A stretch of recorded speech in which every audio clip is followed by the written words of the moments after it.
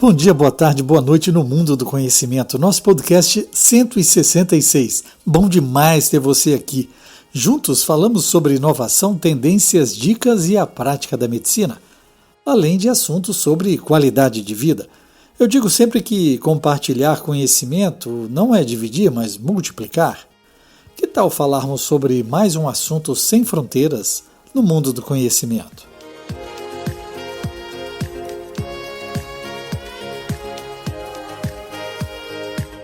Medicina do conhecimento é ciência e informação a qualquer momento, em todo lugar. Eu sou Pablo Guzmán, o anestesiador. Por aqui desvendamos os mistérios da medicina, mas de um jeito que você entenda e se interesse. Hoje temos um assunto que não só impacta diretamente o nosso dia a dia no centro cirúrgico, mas também o futuro do nosso planeta. Vocês já pararam para pensar qual é a pegada de carbono da nossa profissão? Daquele inalatório que usamos para induzir uma anestesia ao resíduo que geramos no bloco? Sabia que o setor de saúde é uma das maiores contribuidoras para emissões de gases de efeito estufa, com a União Europeia, por exemplo, respondendo por 12% da pegada de carbono global desse setor? E que dentro desse cenário a anestesiologia tem um papel central e muitas vezes subestimado. É isso mesmo. A anestesiologia é uma especialidade de alta tecnologia e intensiva em recursos, está sob os holofotes quando o assunto é sustentabilidade.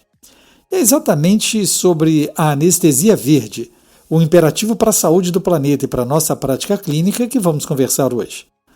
O nosso conteúdo é embasado em um documento super relevante e atual, o consenso da European Society of Anesthesiology and Intensive Care, a ESAIC, publicado no prestigioso jornal European Journal of Anesthesiology. Prepare-se para um mergulho em 4 pilares fundamentais que vão mudar a forma como pensamos a nossa prática e a nossa responsabilidade ambiental. Para entender como podemos tornar a anestesia mais verde, o documento da ESAIC divide as ações em 4 grandes escopos. Vamos começar pelo primeiro e talvez o mais direto, as emissões diretas, que se referem principalmente aos nossos agentes anestésicos. Quando pensamos em poluição no ambiente hospitalar, raramente os gases que usamos na anestesia vêm à nossa mente, não é mesmo? Mas a verdade é que os agentes anestésicos voláteis, como desflurano, isoflurano, sevoflurano, são potentes gases de efeito estufa, o que chamamos de Greenhouse Gases, GEE. Eles podem representar até 50% das emissões desses GEE de um departamento de anestesia perioperatória. É um número impressionante, você não acha? E por que são tão potentes? Porque possuem um alto Global Warming Potential, o GWP, e uma longa vida útil na atmosfera. Eles retêm calor de forma muito mais eficiente que o CO2. Eu já trago para você que a diferença entre eles é gritante. O desflurano, por exemplo, tem um potencial de aquecimento global medido em 20 anos de 6.810 vezes o do CO2. Pra vocês terem ideia. O que isso significa? Cada quilo de desflurano liberado na atmosfera equivale a quase 7 toneladas de CO2 em 2 décadas. Já o óxido nitroso, apesar de ter um GWP menor que o desflurano, possui uma vida útil na atmosfera de 110 anos e também contribui para a depleção da camada de ozônio. Então, o seu impacto cumulativo é significativo. O que significa na nossa prática diária? Bom, o consenso da ESAIC é claro. A primeira recomendação, e uma das mais impactantes, é escolha o agente anestésico com menor potencial de aquecimento global. Isso nos leva a preferir o sevoflurano em vez do isoflurano e evitar o desflurano sempre que houver alternativas clinicamente viáveis, é claro. Fundamental que a segurança do paciente e a adequação clínica sejam sempre as prioridades, mas muitas vezes a escolha mais sustentável é igualmente eficaz e feita pelo anestesista. Além disso, a anestesia intravenosa total ativa com Propofol ou as técnicas de anestesia regional surgem como mocinhos da sustentabilidade. Mas por quê? Porque o Propofol é metabolizado pelo paciente e não é liberado na atmosfera como um greenhouse gases. Embora ativo envolva o uso de plásticos e energia para a fabricação e descarte de seringas e suas linhas, o impacto ambiental total é significativamente menor comparado aos agentes voláteis. É claro que o descarte adequado de qualquer excesso de propofol e de outros medicamentos é fundamental para evitar a contaminação aquática. Olhe para o seu frasco com ampola de propofol e pense assim: onde eu jogaria esse óleo? Outra medida prática e imediata é otimizar o fluxo de gás fresco. O ideal é usar o menor fluxo possível, especialmente durante a fase de manutenção da anestesia, com menos de meio litro por minuto. Isso não só economiza gás, mas também reduz as emissões e os custos. Equipamentos de anestesia modernos com circuitos fechados ou de baixo e mínimo fluxo facilitam essa prática, permitindo a reinalação de gases e a redução do consumo. E, para otimizar ainda mais, o monitoramento da profundidade da anestesia nos ajuda a usar apenas a quantidade de droga necessária, evitando o desperdício e garantindo a dose mínima mais eficaz para o paciente. E sobre o óxido nitroso? Bom, a recomendação é usá-lo apenas quando realmente não houver alternativa e considerar a desativação dos sistemas de fornecimento central, que são fontes comuns de vazamento devido às falhas na infraestrutura. Em obstetrícia, por exemplo, a anestesia peridural ou a analgesia com remifentanil são opções com um perfil de carbono muito mais favorável e que evitam o uso do óxido nitroso. Se o óxido nitroso for utilizado, sistemas antipoluição eficientes são cruciais para capturar o gás exalado e evitar a sua liberação na atmosfera. É um conjunto de ações que, se bem implementadas, pode fazer uma diferença enorme na pegada ambiental da nossa especialidade, sem comprometer a segurança ou a qualidade do cuidado ao paciente. Vamos passar para o segundo pilar, a otimização do uso de energia. O hospital é um verdadeiro gigante consumidor de energia, e o centro cirúrgico, com toda a sua tecnologia e equipamentos de suporte à vida, é um dos seus maiores centros de consumo. Pensem nos sistemas de aquecimento, ventilação e ar-condicionado, os nossos famosos HVAC, Heating, Ventilation and Air Conditioning. Eles sozinhos podem ser responsáveis por 99% do consumo de energia de uma sala cirúrgica, principalmente devido à necessidade de constantes trocas de ar para manter a esterilidade e a qualidade do ambiente. O consenso do ESAIC se baseia na trias energéticas, um conceito que foca em 3 pontos interligados para a gestão de energia. Primeiro, minimizar o consumo de energia. Segundo, fazer a transição para energias sustentáveis. E terceiro, prevenir as perdas de energia. No dia a dia, nós podemos minimizar o consumo otimizando os sistemas de aquecimento, ventilação e ar-condicionado. Por exemplo, nos hospitais que têm esse ajuste, a taxa de troca de ar para 6 vezes por hora quando as salas não estão em uso e retornando ao padrão, que é em torno de 15 a 20 trocas por hora, quando os pacientes estão chegando. Isso já pode ser automatizado com sensores de ocupação. Manter a temperatura da sala de cirurgia entre 18 e 22 graus Celsius, sempre com aquecimento do paciente, claro, e garantir que as portas permaneçam fechadas. São medidas simples que fazem a diferença. Trocar a iluminação por LEDs, que consomem menos energia e têm vida útil mais longa. Usar esterilizadores eficientes e desligar equipamentos quando não estão em uso, especialmente durante a noite ou nos fins de semana. Também são cruciais para evitar o consumo fantasma. Em termos de geração de energia sustentável, os pais deveriam buscar suas próprias fontes renováveis, como a energia solar fotovoltaica, a energia geotérmica ou eólica sempre que possível. A realização de auditorias energéticas pode identificar oportunidades para a instalação dessas fontes ou para a compra de energia de fornecedores que utilizam fontes renováveis. E no design de novas instalações, a maximização da luz natural e o uso de sistemas passivos de aquecimento e resfriamento são soluções inteligentes que reduzem a dependência dos sistemas ativos. Para prevenir perdas, investir em isolamento térmico adequado nas paredes, tetos e pisos e garantir que janelas e portas estejam sempre bem vedadas é fundamental. A manutenção regular dos sistemas de aquecimento, ventilação e ar-condicionado, como a limpeza de filtros e a calibração de termostatos, também contribuem para essa eficiência. A gestão da água também entra aqui. os sensores nas pias que liberam água apenas quando as mãos são detectadas, preferência por desinfetantes à base de álcool para higienização cirúrgica, que requerem menos água para enxágue, e a reutilização de água não potável para o sistema de resfriamento ou descarga de vasos sanitários. São medidas que economizam um recurso precioso. A instalação de torneiras e chuveiros de baixo fluxo também pode gerar economia significativa, e pequenas mudanças em cada sala pode gerar um impacto gigantesco no consumo geral de um grande hospital. Chegamos ao terceiro pilar, a gestão de resíduos e cadeia de suprimentos. Você sabia que o centro cirúrgico é responsável por 20 a 33% de todo o lixo gerado em um hospital? E o mais surpreendente é que 75 a 90% desse resíduo é comparável ao lixo doméstico, ou seja, potencialmente reciclável.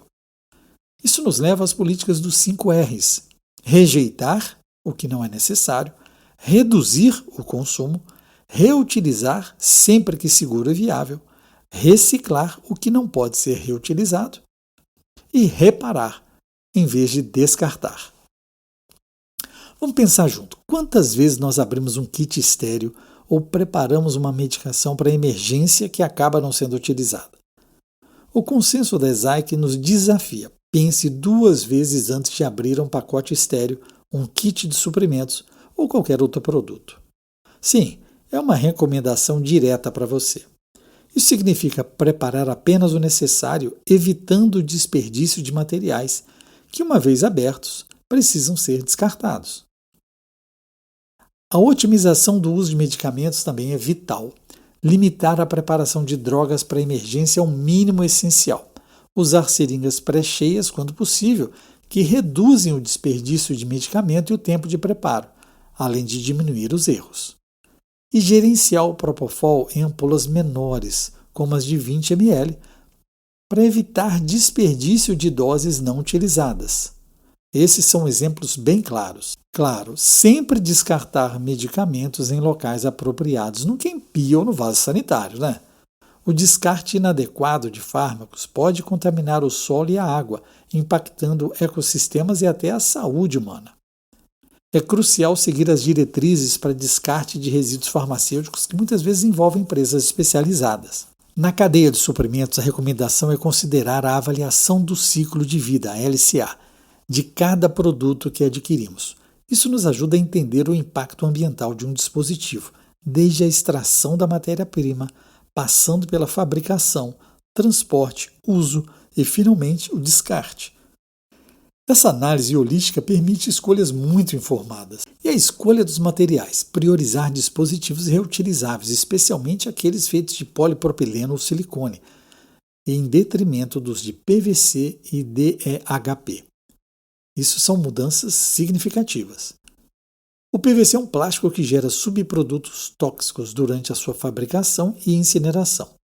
O DEHP é um plastificante associado a riscos à saúde. Muitos estudos mostram que a reutilização de equipamentos pode reduzir a pegada de carbono em até 89%. Embora a esterilização de materiais reutilizáveis consuma energia e água, o balanço ambiental ainda é favorável. O conceito de estocagem cautelosamente a tempo também é valioso, evitando que itens expirem ou se tornem obsoletos, reduzindo o desperdício do inventário. Por fim, a segregação de resíduos. Grande parte do que consideramos lixo hospitalar, resíduos de saúde, é na verdade lixo comum. Então é fundamental educar toda a equipe para separar corretamente o lixo, destinando papel, papelão, plásticos não contaminados, metais e vidros para reciclagem, enquanto os resíduos infectantes e pérfuro-cortantes seguem para o descarte especializado. Isso requer mais lixeiras, sinalização clara e treinamento contínuo, mas um retorno enorme para o meio ambiente, muitas vezes para o orçamento do hospital, já que o descarte de resíduos perigosos é mais caro. Agora eu te trago o quarto e último pilar. Ufa! Obrigado por ter chegado até aqui, hein? Com certeza você é curioso. Se estiver gostando, deixa aí um like e o mais importante, repassa para um colega. Escolha aquele mais gastador, aquele que abre um pacote de gaze e usa apenas uma só, que quebra ampolas sem usar. Quem sabe ele muda os seus hábitos. Mas você pode passar também para os alunos e colegas que ainda nunca ouviram falar sobre esse assunto, ok? Esse quarto pilar, para mim, é um dos mais inovadores e essenciais, o bem-estar dos profissionais de saúde e a otimização do transporte. A sustentabilidade não é apenas sobre o planeta, mas também sobre as pessoas. Uma equipe exausta e estressada é insustentável a longo prazo, impactando a qualidade do cuidado e a segurança do paciente. A fadiga e o estresse são realidades da nossa especialidade. O trabalho noturno, por exemplo, afeta a performance, a tomada de decisão e, sim, a segurança do paciente. O consenso aponta que 80% dos anestesiologistas em uma pesquisa relataram ter vivido algum evento médico devido à fadiga. Isso é alarmante e pode levar a burnout e a lesão moral, o tendo como uma segunda vítima. As recomendações da ESAIC são diretas. Acesso a suporte profissional e segundas opiniões durante os plantões noturnos, a disponibilidade de instalações de descanso adequadas, com um local tranquilo, escuro, confortável para recarregarmos as nossas baterias, a educação contínua sobre fadiga, higiene do sono e seus impactos. Além disso, suporte psicológico deve ser prontamente disponível e confidencial, sem estigma, especialmente após eventos estressantes e traumáticos. Precisamos criar ambientes onde o bem-estar seja prioridade, reconhecendo que nós, profissionais saudáveis, somos a base de um sistema de saúde sustentável. E sobre o transporte, tanto de pacientes quanto de profissionais, e até mesmo em grandes eventos para congressos.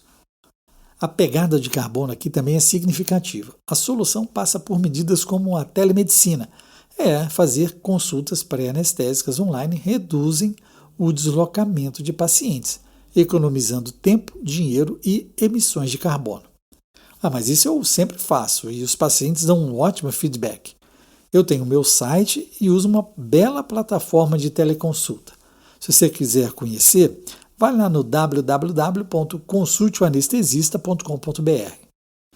Além disso, o teletrabalho para funções administrativas ou de pesquisa também é uma excelente alternativa. Outra coisa, incentivar o uso de veículos elétricos, bicicletas, caminhadas, caronas ou o transporte público para o deslocamento diário da equipe e dos pacientes pode ser algo interessante.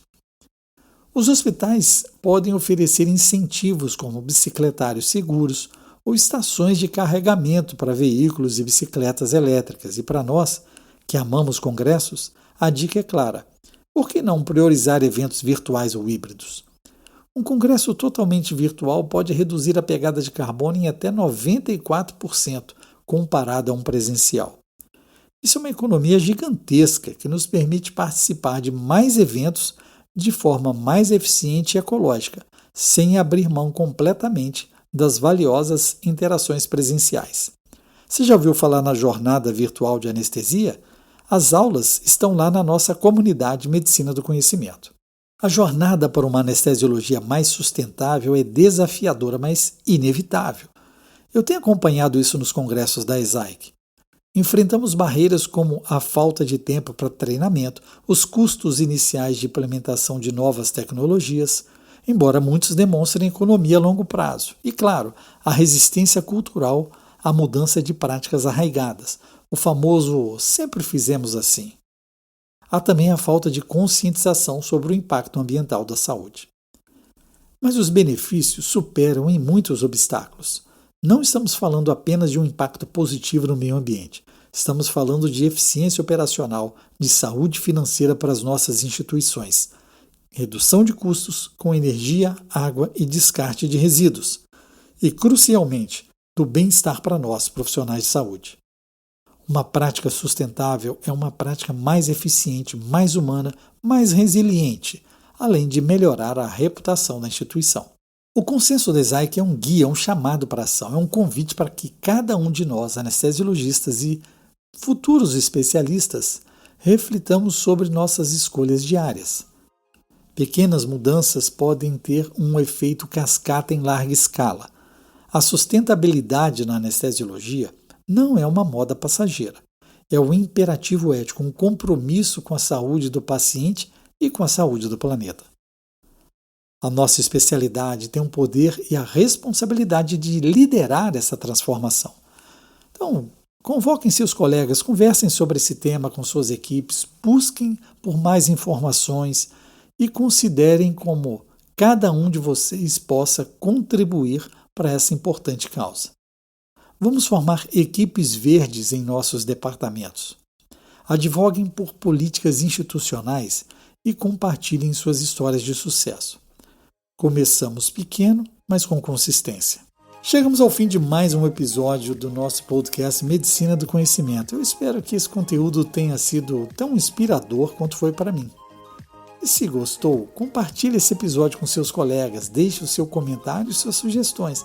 A sua participação é fundamental para continuarmos expandindo o conhecimento. Eu quero te convidar também para conhecer a nossa rádio web, medicinadoconhecimento.com.br. Lá você ouve ciência e informação a qualquer momento e em todo lugar. No nosso podcast, você escolhe sua plataforma agregadora de podcasts. No Spotify, Deezer, Apple Podcasts, SoundCloud, YouTube Music. Você pode até pedir Alexa. Basta você falar, Alexa, toque Medicina do Conhecimento. E é muito importante seu feedback. Mande sua pergunta e seu comentário para participar do próximo tema. Compartilhe nas suas redes e deixe o seu like, isso aumenta a nossa divulgação. Fique ligado nas redes sociais Twitter, Facebook e Instagram, Medicina do Conhecimento. Afinal, compartilhar é multiplicar.